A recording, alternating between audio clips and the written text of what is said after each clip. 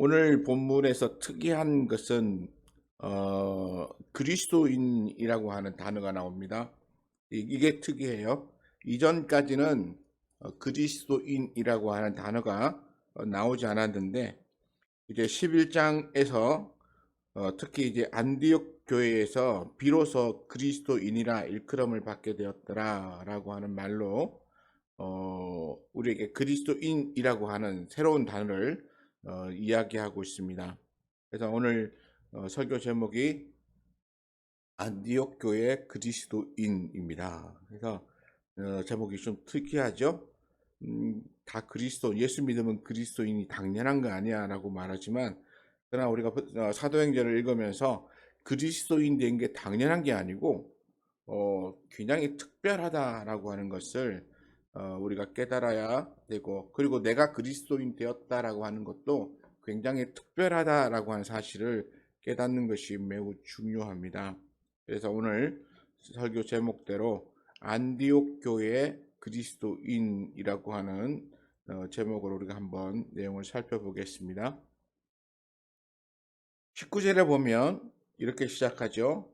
그때의 스데반의 일로 일어난 환란으로 말미암아, 이렇게 말합니다. 제가 주석을 잠깐 봤더니 이렇게 나오더라고요. 이 그때라고 하는 이 때는 시간을 의미해요. 그 시간, 그러니까 그와 같은 시간, 이런 의미인데 이 주석에는 이 번역을 그때로 해놓으면 좀 맞지 않는다, 뭐 이렇게 했더라고요. 그래서 시간의 의미보다는 이거는 좀 다른 상황의 의미다. 그래서 어떤 상황이냐 하면 이런 상황이 있고 그와 관련된 한편으로는 또 이런 상황도 있다라고 하는 것을 보여주기 위한 그런 의미의 단어인데, 그냥 그때라고 번역을 해놨기 때문에 좀 잘 맞지 않다라고 그렇게 설명을 했더라고요. 그래서 저는 이렇게 바라보면서 그때라고 하는 것을 그 상황이라고 하는 것으로 말하는 것이 더 나을 수 있겠다는 의미를 한번 돌아보면서, 우리는 그렇게 얘기했잖아요. 그때 하면 누구는 뭐 하고 누구는 뭐 하고 있는 그때에 또 다른 한편에서는 이런 일이 벌어지고 있다. 뭐 이렇게 우리는 옛날 이야기하거나 또 이야기하다 보면 자연스럽게 나오는, 그래서 때 해서 이쪽에는 이런 것이 벌어지고 여기는 이런 것이 벌어지고 여기는 이런 것이 벌어지는, 그래서 상황을 의미하는 것을 우리에게 말해주는 것을 보다 충분히 이해할 수 있기 때문에 이제 주석을 하신 분의 의미도 우리가 다 받아들일 수도 있고, 그리고 때라고 번역해 놓은 것의 의미도 충분히 우리가 받아들일 수 있다라고 생각이 되었습니다. 그래서 이때 어느 때입니까?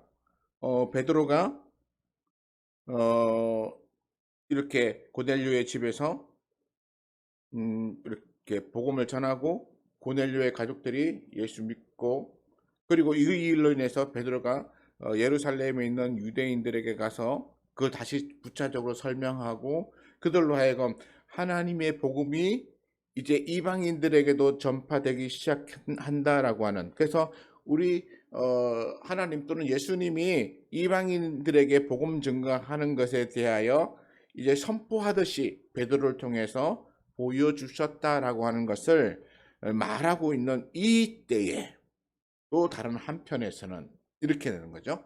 베드로의 이야기가 진행되고 있는 이때에 다른 한편에서는 어떤 일이 벌어지고 있는가? 이것이 바로 19절에 나와 있는 그때에 베드로의 복음이 고넬료의 집에 예루살렘에 있는 성도들이 예수님을 전파하는 것이 이방인에게도 가능하다는 것을 알게 될 그때쯤에 어떤 일이 벌어졌냐면, 스데반의 일로 일어나는 환란으로 말미암아 흩어진 자들, 이 흩어진 자들이 누구입니까? 예루살렘에 있던 성도들이죠. 예루살렘에서 예수 믿던 성도들입니다. 그리고 그 가운데는 제자들도 들어 있었을 거예요. 그러니까 스데반의 일이 일어나지 않았다면 이 사람들이 흩어졌을까요? 아마 흩어지지 않았을 거예요. 왜냐하면 예루살렘 교회가 너무나 좋았기 때문에. 그리고 거기에 보면은 사람들이 자기의 재산을 가져다가 사도들 앞에 바치면서 이걸 가난한 자들을 위해 써달라 이렇게 해서 제자들이 또 가난한 사람들을 위해서 구제로 쓰고, 또 어떤 사람은 물건을 가져와서 내 집에 있던 물건인데 필요한 사람은 가져가서 써도 된다 이렇게 하니까 서로 통용하면서 그렇게 먹고 마시며 아주 정말 좋은 행복한 교회. 그렇죠? 우리 보면 소위 말하는 꿈의 교회 같은 그런 거죠. 어, 꿈속에나 볼 수 있는 그런 교회. 그런 아름다운 모습을 가지고 있는 이 교회. 근데 하나님이 이 교회를 치셨어요. 왜 치셨나? 그거는 뭐 성경학자들마다 이렇게 해석이 다 있지만 대체로 통일되는 게 뭐냐면, 그들끼리만 너무 행복하고, 그리고 예루살렘 교회에서 복음을 어디로 전파해야 됩니까? 유대로. 그리고 유대에서 사마리아로. 그리고 사마리아에서 땅 끝까지 이렇게. 이건 어떤 지형적인 문제가 아니라 이거는 복음이 유대인들 중심에서부터 시작해서 점차 유대인이 아닌 사람들에게로 흩어져 가는 것이고, 또 지형적으로 얘기하면 예루살렘에서부터 점점 더 확산되어져서 유대와 사마리아는 이방인과 유대인들이 혼합되어져 있는 곳이거든요. 거기에서부터 시작해서 땅끝까지는 완전하게 이방인들에게로 라고 하는 우리 예수님께서 보여주신 사명이 있는데, 근데 예루살렘 교회의 성도들은 모여서 자기들끼리만 기쁘게, 또 예루살렘 교회로 찾아온 사람들만 그 안에서 행복하게 그렇게 복음을 가지고 살았거든요. 하나님이 이런 걸 싫어하셨어요. 하나님은 하나님의 나라가 확장되어져서 더 많은 사람들이 그것을 받아 누리기를 원하고, 이 복음이 온 세상에 전파되어서 수많은 영혼들, 하나님의 형상대로 지원받은 사람들이 다 구원받기를 원하셨는데, 근데 유대인들은 편견을 가지고 있었어요. 어떤 편견이냐면, 유대인들에게만 우리 하나님이 구원을 주셨다.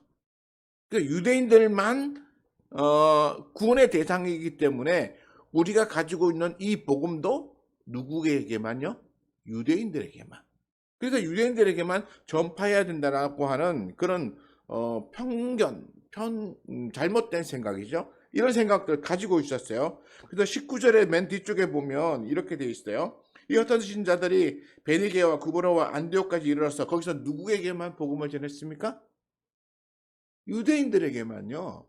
유대인들의 생각은 그거였어요. 오직 유대인들에게만 복음이 있고, 이 여호와 하나님을 믿는 그 안에서 발생한 이 기독교는 똑같이 그 당시에는 유대교와 분리가 되지 않았기 때문에 유대교와 같다라고 생각했어요. 그래서 이 유대교는 아브라함과 모세를 통해서 하나님이 주신 약속을 유대인들만 누릴 수 있다라고 생각했어요.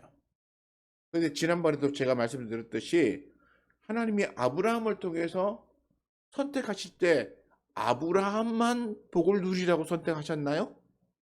안 그렇잖아요. 내가 너로 복의 근원이 되게 하시겠다라고 말했어요. 다시 말해서 내 자체가 복이 되게 하겠다. 그래서 모든 열방이 너를 통하여서 복을 받게 될 것이다 라고 말했어요. 그러니까 아브라함을 통하여 하나님을 알게 되는 그 복을 모든 민족이 다 누리게 하겠다라고 하는 것이 하나님이 아브라함을 통해서 준 약속이었어요. 그런데 아브라함의 후손들은 그 이후에 복음을 이방인들에게 증거하는 일은 전혀 없었어요. 우리가 구약 성경을 다 읽어보면 이방인들을 예수 믿게 해서 그들을 구원하고 뭐 이런 일을 하는 걸 본 적이 있습니까? 하사기를 통해서도 없고, 그 이후에 이스라엘 왕조를 통해서도 한 번도 이방인들에게 뭔가 구원이나 뭐 이런 것 통해서 여호와 하나님께로 받아들이고 이런 거 구약 성경에는 하나도 없어요. 그들이 하나님의 뜻을 제대로 이행하지 못한 거야.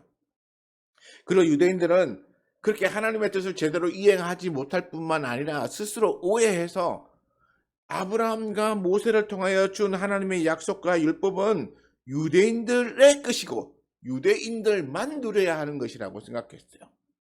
그러니까 이 사람들 중에 예수를 믿었지만, 그러나 이 사람들은 여전히 아브라함과 모세를 통하여 준 약속과 율법이 유대인의 끝이듯이 예수님을 통하여 준 복음의 말씀도 유대인들의 끝이라고 하는 그런 오해를 여전히 가지고 복음을 전하였다는 것이죠.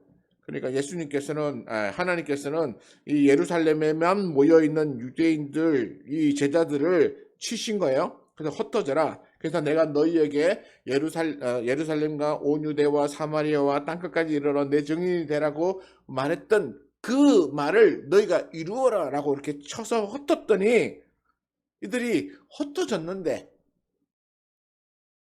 그들이 몸은 다 뿔뿔이 흩어졌는데, 근데 그들이 벌인 일은 뭡니까? 여전히 거기서도 유대인들만 대상으로 복음을 전했다는 거예요. 이게 참 심각해요. 사람들이 한번 이렇게 편견에 빠지면 이걸 깨트리고 나오는 게 굉장히 힘들어요. 자기가 가지고 있는 생각이 다 맞다고 생각하고, 그리고 그것에서부터 돌이켜 나오면 뭔가 문제가 있다고 생각해요. 특히나 자기와 함께 하던 그룹의 사람들이 대다수가 같은 생각을 가지고 있는데 자기만 다른 생각을 가지면 큰 손해를 볼 수 있다라고 생각을 할 수도 있어요. 그렇기 때문에 이렇게 한번 그렇게 편견을 갖기 시작한 유대인들은 그 편견을 쉽게 깨뜨리지 못하고, 예수님께서 복음을 주시면서 또 사마리아 여인에게 복음을 증거하시면서, 그리고 또 자신이 승천하시기 전에 제자들에게 예루살렘뿐만 아니라 유대 지역으로, 그리고 사마리아까지, 그리고 온 세상 땅끝까지 이르러라 라고 분명히 얘기하셨는데도 이들은 그 의미를 알지 못했어요. 왜냐하면 자기들이 가지고 있는 이 편견에 너무나도 깊이 빠져 있었기 때문에. 정말 예수님이 뭐라고 말씀하셨는지에 대해서는 대충 그래 그래 듣고 난 다음에 여전히 자기의 생각으로 이렇게 꽉 사로잡혀 가지고 거기를 벗어나지 못하고 있는 거야. 제가 아까 그때 그 말했잖아요. 그러니까 이 한쪽에서는 이렇게 복음을 유대인들에게만 전하고 있는 그때에 또 다른 곳에서는 무슨 일이 일어났다고요? 베드로를 통해서 이방인인 그 고넬료에게 복음을 전하는 놀라운 일이 일어났어요. 그리고 친히 하나님께서 이렇게 베드로에게 환상을 통하여 보여주시면서 이방인들도 복음을 전해야 될 대상임을 분명하게 베드로에게 계시하고 있는 상황이었어요. 그런데 여전히 한쪽에서는 계속 유대인들에게만 복음을 전하고 있었다는 것이죠. 이게 지금 초대교회에 일어나고 있는 이 아주 복잡한 이제 혼란한 상황이에요. 한쪽에서는 계속 이제 유대인들에게만 복음 전하고, 하나님은 베드로를 통해 가지고 아니야 이방인들에게도 복음을 전해줘, 내가 그들을 선하게 하고 그들에게도 복음의 대상이라고 내가 선언해 준 거야라고 그렇게 말하고 있는데, 이게 교회 안에서 한쪽에서는 안 돼, 유대인들만, 이방인들은 절대 구원받을 수 없어. 근데 한쪽에서는 이제부터는 이제 하나님의 뜻이니까 복음을 전해야 됩니다. 지금 이러면서 지금 혼선이 벌어지고 있는 그 상황인 것이죠. 그럴 때에 하나님께서 이 일들을 어떻게 정리해 가시는가라고 하는 것을 여기서 볼 수 있어요. 자, 이렇게 예루살렘에서 흩어져서, 다시 말해 쫓겨나서 이제 복음을 전하고 있는 이 제자들이 어디에 가서 복음을 전했냐 하면 구브로와 구브로는 아니죠. 저기 앞에 보면 어디서는 베니게와 구브로와 안디옥에 이르러서 복음을 전했다라고 말합니다. 자, 그러면 이 베니게와 구브로와 안디옥이 어디 있는지 제가 지도로 잠깐 보여드리겠습니다. 자, 보면 저기 보이죠? 구브로는 저기 섬이에요. 저 가운데 구브로 섬, 이렇게 섬 있고, 그 다음에 안디옥은 구브로 섬 옆에 바로 있습니다. 근데 이게 베니게는 안 보이죠? 지금 베니게는 여기 지도상은 안 보이는데 다음 지도를 제가 보여드릴게요. 보면 조금 작은 것이지만 여기 베니게가 있어요.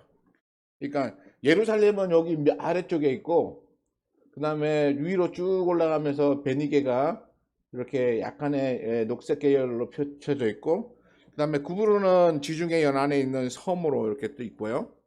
그 다음에 안디옥은 거기서 약간 위쪽이지만 그 수리아 안디옥이라고 하는 지점에 그렇게 위치되어 있습니다. 조금 더 다른 지도로 보여주면 이래요. 이렇게 이제 삼각형 구도로 이렇게 이루어지는데, 예루살렘은 요 아래쪽에, 그 다음에 베니게, 구브로, 안디옥 이런 식으로 되어있는데, 이 예루살렘에서 이 스데반의 일로 쫓겨난 이제 성도들이 이제 구브로와 베니게와 안디옥에 다니면서 누구에게만 전했다고요? 유대인들에게만 복음을 전했습니다.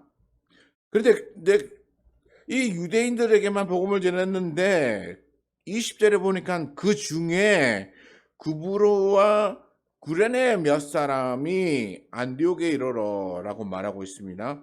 여기 보면 또 다른 지역이 나오죠. 구레네. 조금 전에 구브로는 우리는 알겠는데 구레네는 대체 어디야? 구레네는 우리가 앞에 지도 보면 여기 예루살렘 밑에 저쪽에 보면 아래쪽에 구레네가 있죠. 아프리카 북쪽인데 이 리비아 지역이라고 그렇게 얘기합니다. 여기다 보면 여기는 좀 더 크게 구레네라고 저쪽에 쓰여져 있죠.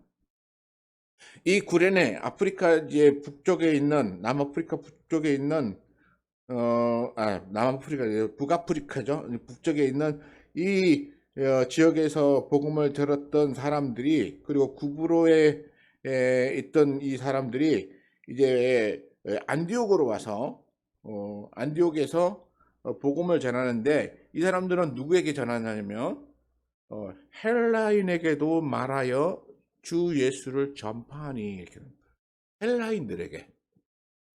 여기서 말하는 헬라인들은 어떤 사람들이냐면 그리스 사람만을 헬라인이라고 치지 않고요. 당시에 이제 이 헬라 제국인 이 그리스 사람의 나라, 지금은 그리스인데 거기 있는 이 헬라 제국이 이 전체를 로마 제국 이전에 정복했던 그 시점이 있었기 때문에 대다수의 이방인들은 그 헬라 문화에 심취해져 있었고 영향을 받았기 때문에 그냥 유대인들이 당시에 이방인들을 지칭할 때 사용하는 단어로 헬라인이다라고 하는 단어를 사용했어요. 다시 말해서 유대인이 아닌 다른 대다수의 헬라 문화에 젖어 있는 사람들이라고 보시면 돼요. 그래서 이런 이렇게 이방인들에게도 말하여 주 예수를 전파하기 시작했다. 주 예수. 그러니까 조금 전에 19절에서 누구에게만 전했는데 20절에는 누구에게까지 이르게 되죠? 19절에는 유대인들에게만 말씀을 전했는데 20절에 와서는 이 말씀이 드디어 헬라인들에게도 전해지기 시작했다. 이방인들에게도.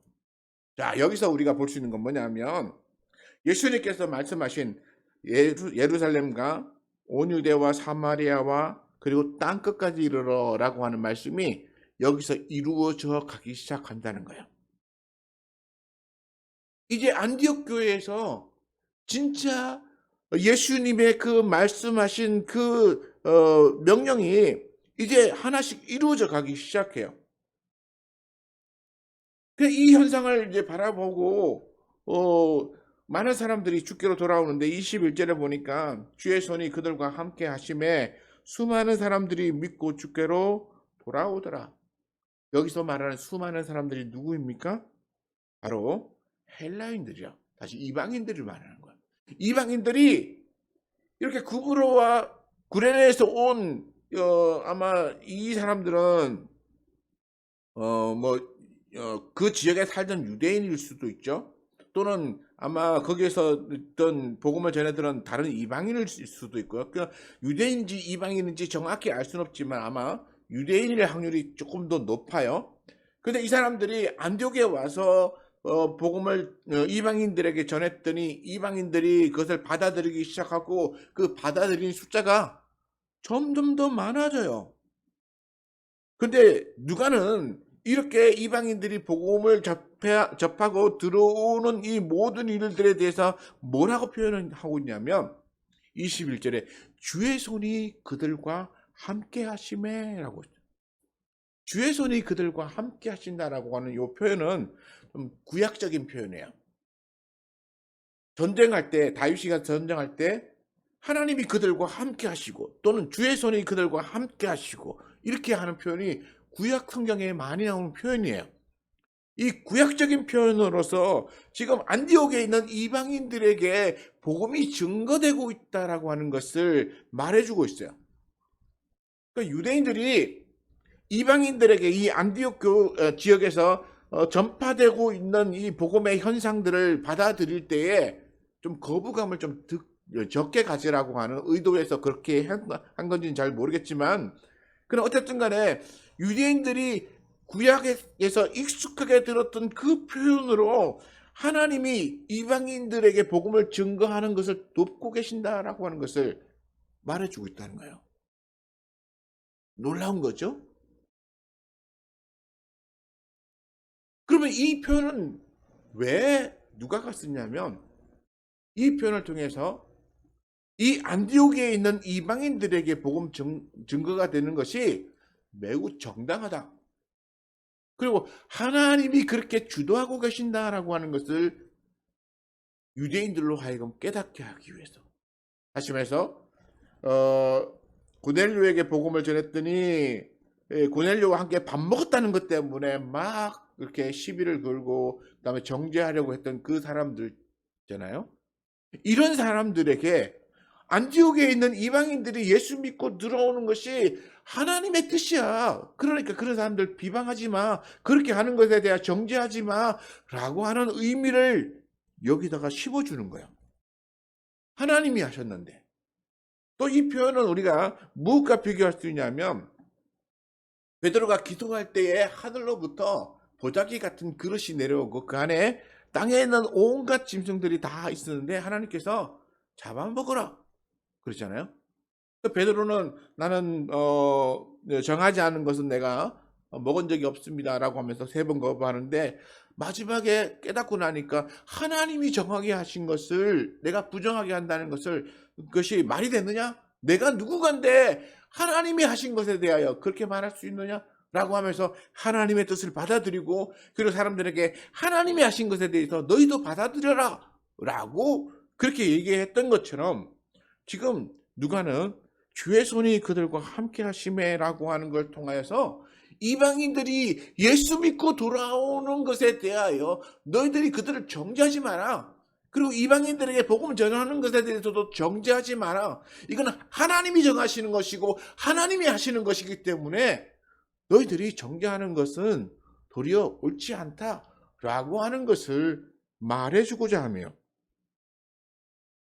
우리도 그렇잖아요. 우리도 보면 오래전에, 지금은 어떤지 모르겠지만 예전에 어떤 분들 중에는 주일날 그래서 뭐 밥을 사 먹는다거나 음식을 먹는다거나 뭐 이렇게 돈 쓰는 거 이렇게 다 금지하고 주일날은 아무것도 못하게 하셨어요. 그래서 주일날은 돈 쓰면 안 되는 날이라고 안식일을 지키듯이 우리도 주일 지켜야 된다고 그렇게 강하게 주장하는 분들이 있었어요. 그리고 교회에서는 기타 치거나 막 이런 걸 하면 안 된다고, 오직 악기는 피아노 한 대만. 그래서 찬양도 피아노 한 대만 찬양하고 그 외에 악기를 쓰는 건 이거는 경건하지 못하다 이래갖고 정지하시는 분들도 계셨어요. 그분들은 그런 생각으로 오랫동안 살아오셨기 때문에 그 고정관념 속에 빠져서 그 외에 하는 것들을 다 정지했어요. 그러니까 비판하는 사람들이 이렇게 얘기해요. 그러면 주일날 버스 타지 마셔야죠. 자동차 타고 교회 오시면 안 되죠. 뭐 이렇게 얘기하는 사람도 있었어요. 그러면 주일날 왜 그렇게 하나님 섬기는 거 왜 아무것도 하지 말라라고 하나님이 정하셨을까라고 하는 의미를 이해해야 하는데, 뭐를 했느냐 안 했느냐, 그게 성경에 기록되었느냐 안 되었느냐, 이런 어떤 문자적인 것에 너무 빠지다 보니까 그런 오류가 생기는 거예요.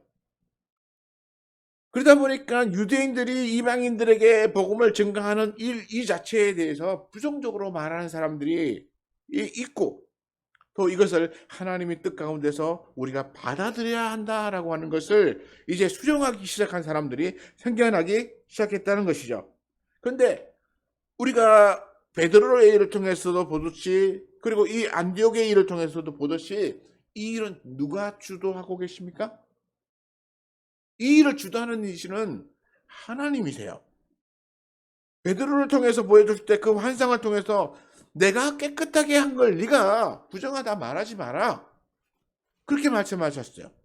그리고 누가는 이렇게 안디옥에서 이방인들에게 복음이 증거되는 이 일에 대하여 그는 이게 주의 손이 그들과 함께 하기 때문에 일어난 일이다 라고 하는 것을 선포함으로써 이게 하나님이 주도해 가고 있는 것임을 말해주고 있는 거야.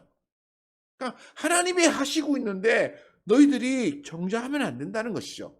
하나님이 그렇게 계획하시고 이끌어 가시는데 너희들이 그렇게 너의 생각대로, 너희가 오랜 습관대로 그렇게 정죄해서는 안 된다라고 하는 것을 여기서 보여주고 있는 것입니다. 뿐만 아니라 이런 일들이 일어나고 있으니까 예루살렘 교회가 깜짝 놀랐어요. 아니, 안디옥 저 먼 곳에서 거기에 이방인들이 예수 믿고 막 들어오는 이런 일들이 벌어지는 거야. 이런 일들이 벌어질 때에 이 예루살렘 교회가 이 사람들의 소문을 듣고 바나바를 안디옥까지 보내요. 바나바를 보내요. 여기서 보면 바나바가 이제 등장합니다. 바나바가 이전에 사울을 제자들에게 이제 데리고 가 소개할 때 잠깐 등장하다가 그동안 안 나왔었는데 이제 다시 등장해요. 바나바가 이제 등장합니다. 그래서 안디옥에 가서 이 상황을 살펴보려고 그렇게 파견을 받아요. 왜 바나바가 이 일에 선택을 받고 보냄을 받았냐면, 이 바나바의 원래 출생하는 곳이 어디냐면 구브로예요. 구브로. 저 구브로 아까 말했던 이 지중해 가운데 있는 섬이죠.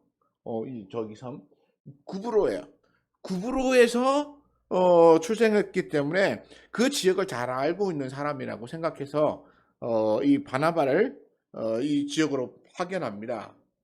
그래서 이 구브로와 안디옥과 베니게는 이 삼각형을 이루어서 그 지역에 서로 이제 교류가 많았던 지역이니까 이제 바나바를 보내서 그 일이 어떻게 됐는지 좀 살펴보고, 그리고 또 그 지역을 잘 이렇게 도우라고 아마 그랬던 것 같아요. 그러니까 바나바가 안디옥까지 파견됩니다. 그리고 그가 가서 이렇게 그 안디옥 지역을 살폈는데 23절에 이렇게 바나바가 말해요. 그가 이르러 하나님의 은혜를 보고 기뻐하여. 여기 바나바가 뭐라고 표현합니까? 하나님의 은혜 이렇게 표현해요.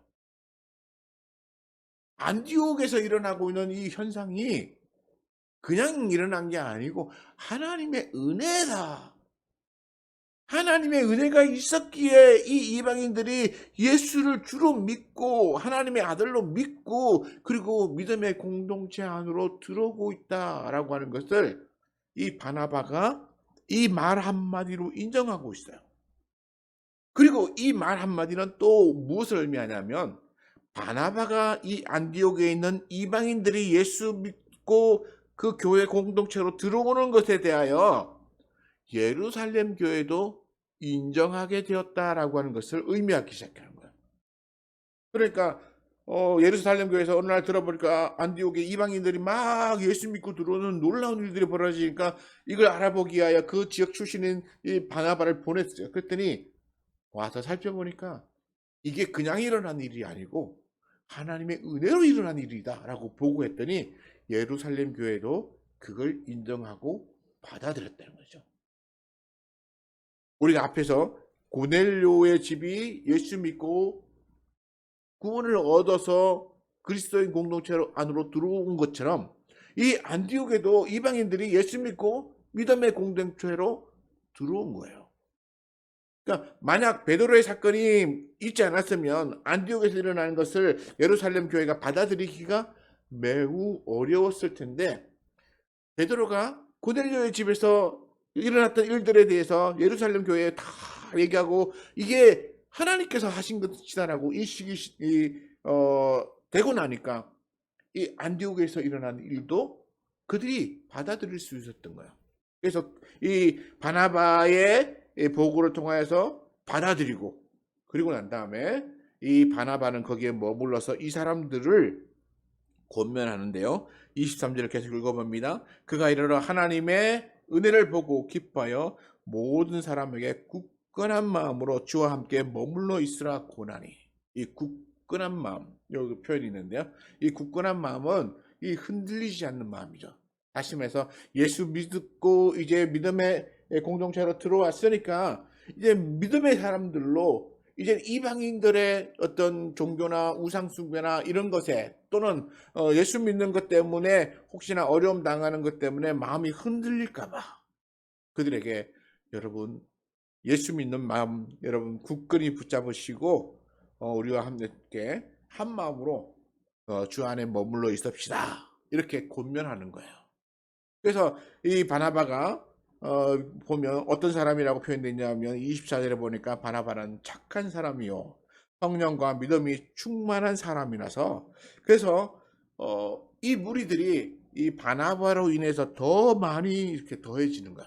예수 믿는 놀라운 일들이 더 많이 일어나니까 이제는 바나바가 혼자가 감당하기 힘들어가지고 누구를 찾냐면 예전에 자기가 제자들에게 소개했다가, 그리고 이제 그 소동이 일어나니까 다소 지역에 보냈던 이 사울을 찾으러 갑니다. 이 다소 지역은 어디냐면 이 안디옥에서부터 멀지 않아요. 그렇죠. 예루살렘에서부터는 안디옥이 멀지만 다소는 저쪽 위에 있기 때문에 안디옥에서부터 멀지 않아요. 그러니까 자기가 다소 지역으로 보낸 이 사울이 생각났고 거리도 가깝고 하니까, 그리고 또 율법이나 이런 하나님의 은혜에 대해서는 잘 알고 있는 사람이라는 것을 아니까 바나바가 이 안디옥에서 혼자서 교회를 이렇게 돌보다가 힘에 붙이니까 다소 지역으로 사울을 찾으러 갑니다. 그래서 사울을 찾아서 거기서부터 이제 데리고 오죠. 그래서 안디옥으로 와서 거기서 이제 제자들을 가르쳤는데 26절에 보니까 만남에 안디옥으로 데리고 와서 둘이 교회에서 1년간 모여 있어 큰 무리를 가르쳤고, 제자들이 안디옥에서 비로소 그리스도인이라 일컬음을 받게 되었더라. 이 바나바와 바울이 안디옥에서 이렇게 복음을 전했더니 굉장히 많은 사람들이 들어왔어요. 그래서 그냥 이 무리를 뭐 몇 명이라고 말하지 않고 그냥 큰 무리라고, 안디옥에서 이방인들에게 복음이 막 확산되어 가는 것이 막 눈에 확 띌 정도로 지금 콱콱 늘어나는 거야. 이 놀라운 일들이 안디옥에서 일어나면서 이제는 복음의 중심이 예루살렘에서 어디로 바뀌었습니까? 안디옥으로 바뀌었어요. 예루살렘은 그 예루살렘이 가지고 있는 그 근본적이고 또 중요한 위치가 있지만, 그러나 이제부터 복음의 사역의 중심지는 예루살렘이 아니라 안디옥으로 지금 바뀌고 있어요. 그리고 안디옥의 이방인들이 예수 믿기 시작하면 엄청난 수가 들어오면서 지금 안디옥 교회가 예루살렘 교회보다도 더 규모적으로는 더 커지기 시작한 거야.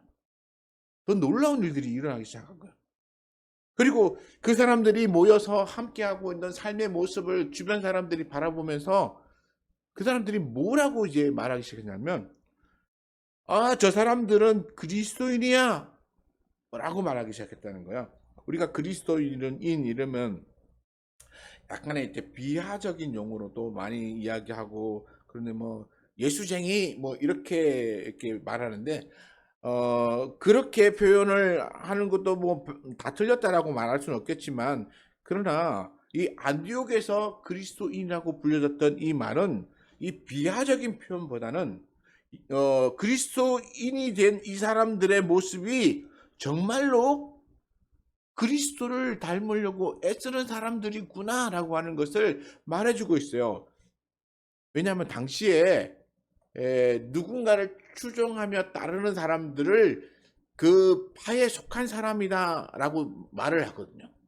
그 당시에 이제 뭐 바리새인들이나 사두개파나 뭐 SNF파나 이렇게 하는 사람들은 그 파를 추종하는 사람들을 일컫거든요. 그러니까 예수 그리스도를 추종하는 사람들, 그리고 그가 말하고 그가 가르치는 방식대로 살아가는 사람들이라는 호칭으로 그리스도인이라고 했어요.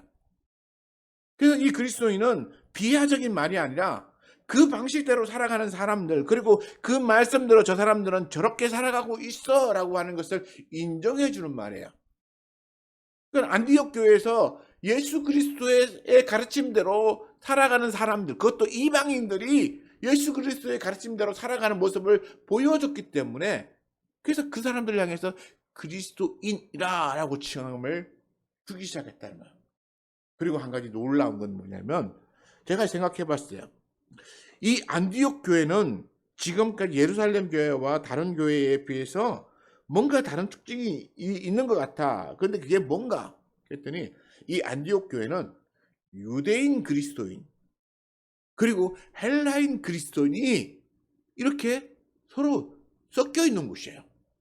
유대인들과 이방인들이 섞여서 하나의 공동체, 기독교 공동체 또는 예수 믿는 공동체를 이루는 교회였어요. 그러다 보니까 이 안디옥 교회는 복음적으로 또 굉장히 중요해요. 이방인과 유대인이 섞여서 같이 신앙생활하고, 그리고 그 말씀대로 추정하며 살아가는 그런 삶의 모습을 보이는 진정한 우리 예수님이 그렇게 바라고 기대했던 그런 교회가 이 안디옥에서 이루어진 거예요. 예루살렘 교회는 아까도 얘기했지만 유대인들만 모였어요. 비록 흩어진 유대인들이 모였지만 어쨌든 유대인들만 모인 공동체였는데, 이제 안디옥 교회는 유대인과 이방인들이 모였는데 사실은 유대인보다 이방인들의 숫자가 훨씬 더 많은 그런 교회였어요. 그러니까 예루살렘과 유대와 사마리아 땅끝까지 이르러 예수 믿는 사람들이 모여가지고 이방인들이 유대인들과 함께 모여서 이루는 이 공동체를 만들고 있는 교회, 가장 주님이 꿈꾸었던 교회가 바로 이 안디옥 교회예요. 그러다 보니까 사역이 이제 예루살렘 교회에서부터 이 안디옥 교회 중심으로 넘어가기 시작하죠. 그리고 이후부터 일어나는 모든 일은 대부분 안디옥 교회에서 사역해요. 그 중요한 일을 결정하기 위해서는 예루살렘 교회에 가서 거기서 중요한 이제 뭐 율법의 문제라든가 민감한 문제들을 결정하고 오지만, 그러나 복음 선교라든가 이런 대부분의 일들은 안디옥 교회에서 일어나게 됩니다. 이게 이제 안디옥 교회로 그 중심이 옮겨간 것이죠. 이게 굉장히 중요한 문제예요. 하나님의 교회는 폐쇄적이지 않아요. 그리스도인들은 폐쇄적이지 않아요. 우리는 하나님 안에서 우리가 열려져 있어야 돼요. 사람들에게 너희가 우리 안으로 들어와라 라고 말하면서 내가 내 문을 닫고 있으면 사람들이 우리 안으로 들어오나요? 안 들어오죠. 너희가 우리 안으로 들어와라 했을 때는 내가 활짝 열고 그 사람들이 들어올 수 있도록 환영하고 있어야 그 사람들이 들어오는 거예요. 우리가 복음을 전하기 위하여 세상 끝까지, 땅 끝까지 가야 되는데 내가 폐쇄적이었는데 그 폐쇄적인 것 갖고 어떻게 땅 끝까지 갑니까? 우리가 열려져야 가는 거예요. 복음은 열려져 있는 거예요. 예수 믿는 사람들은 열려져 있는 거예요. 근데 안디옥 교회는 열려져 있었기 때문에 많은 사람들이 복음 안으로 들어왔고, 그리고 이 열려져 있는 교회가 하나님의 일을 감당하기 시작하는데, 보면 27절부터 나오는 이 첫 번째 사역이 뭐냐면, 예루살렘 교회에 흉년이 들었다는 소식을 듣고 이 제자들이 자기들의 힘대로 이렇게 부조를 모았다. 이 부조는 요즘식으로 말하면 구제 헌금 같은 거. 아시면서 예루살렘 교회에 어려움이 있고 거기에는 형제들이 이 기근 때문에 굶주리고 있다라는 얘기를 듣고, 안디옥 교회에 있는 이 좀 부요하고 그다음에 그 안에 있는 공동체에 같이 협력하는 형제들이 각각 자기 힘대로 이 돈을 모아가지고 예루살렘 교회에 보냈어요. 그래서 29절을 보면 유대에 사는 형제들에게 부조를 보내기를 작정하고 이를 실행하여 바나바와 사울의 손으로 장로들에게 보내니라. 그래서 첫 번째 사역이 이렇게 구제 사역이에요. 어려운 형제를 돕는 거죠. 어려운 이웃을 돕는 거예요. 힘들어하는 이들을 돕는 거예요. 우리 예수님께서 가난한 자들과 함께 하시며 그들을 돕는 모습을 보시고, 그리고 항상 가난한 자들과 함께 하시는 모습을 보여주면서 약한 자들을 끌어안으시는 모습을 보여줬어요. 안디옥 교회가 자기들이 복음을 전해 듣고 그리고 예수 믿고 나니까 예수님의 말씀대로 그들이 어려움 당하는 이 유대 지역에 있는, 예루살렘뿐만 아니라 이 유대 지역에 있는 어려운 교회들을 다 돌본 거예요. 이 안디옥 교회가 가지고 있는 굉장히 좋은 모습이죠. 첫 번째는 이렇게 구제 사역을 했어요. 그리고 이제 나중에 보게 될 텐데요. 그 이후에는 이제 복음 전도하는 일, 마지막 땅끝까지 이르러서 복음 전도하는 사명을 이 안디옥 교회가 감당하게 됩니다. 자, 그러면 우리가 안디옥 교회 그리스도인이라고 하는 제목으로 하고 있는데요. 안디옥 교회 그리스도인들은 정말로 주의 말씀대로 자신들의 신앙을 지키면서 복음 전도에 힘쓰고 있는, 그리고 열려져 있는 교회예요. 오늘 우리가 이 안디옥 교회 같이 우리가 주의 말씀대로 정말 그리스도인이다. 뭐 우리는 당연히 누가 그리스도인이라고 안 부르면 이상하긴 만큼 우리는 보편화되어져 있지만, 그러나 저 교회는 진짜 예수 믿는 교회네 라고 부름을 받을 수 있는 교회가 된다면 어쩌면 우리는 이 안디옥 교회가 그리스도인이라고 지칭을 받은 것과 같은 것을 우리도 받게 될 거예요. 그리고 우리는 우리가 되는 형편대로 어려운 일을 돕는다거나 나누거나 섬기는 일에 우리가 힘쓰고, 또 우리가 또 복음 전도하는 일에 힘쓰면 우리가 안디옥 교회가 그렇게 한 것처럼 우리도 하나님의 일에 동참해서 그 일에 쓰임 받게 되는 것입니다. 숫자가 많고 적으면 문제가 아니라 우리가 할 수 있는 일이 무엇인가, 또 우리가 그렇게 우리 안에서도 나누고 또 우리 바깥에서도 또 나누고, 그리고 우리 안에서도 복음을 열심히 또 배우고 또 우리가 배운 것을 또 나가서 사람들에게 증거하고, 이 일들이 안에서 밖에서 이렇게 골고루 일어나는 그런 모습. 이게 안디옥 교회가 그렇게 했거든요. 오늘 우리가 그렇게 하면 우리를 통해서도 복음이 증거되는 거예요. 놀라운 일들이 바로 그런 가운데서 일어나는 것입니다. 그러므로 우리도 초대교회의 안디옥 교회처럼 정말 하나님의 말씀에 열심이고 그 말씀대로 실천하며 살고 복음을 증거하다 보면 우리를 통하여 하나님이 이 놀라운 일을 일어나실 것입니다.